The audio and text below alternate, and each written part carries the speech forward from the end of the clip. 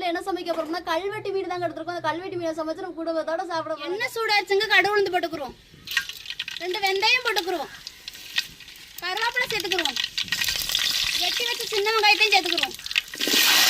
வெங்காயம் நம்மளுக்கு ஓரளவுக்கு வெந்து வந்துருச்சுங்க. பச்சை மிளகாயும் தக்காளியும் சேர்த்துக்கலாம். நம்மளுக்கு பச்சை மிளகாய் வெங்காயம் தக்காளி எல்லாம் வதங்கி வந்துருச்சுங்க. அரைச்சி வச்சு வெங்காயம் சேர்த்துக்கலாம்.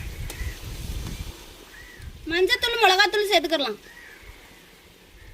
குழம்பு மசாலா சேர்த்துக்கலாம். தேவையான உப்பு சேர்த்துக்கிறோம். இந்த மசாலையோட நம்ம கரைச்சி வச்ச புளியும் சேர்த்துக்கிறோங்க.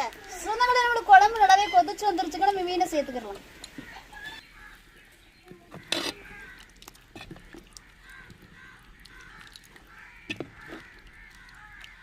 சொந்தங்களே நம்மளுக்கு கல்வெட்டி குழம்பு ரெடி ஆயிடுச்சு. இறக்கி வச்சு சாப்பிடலாம். நீங்களும் வாங்க, ஒரு நாளைக்கு சேர்ந்து சாப்பிடலாம்.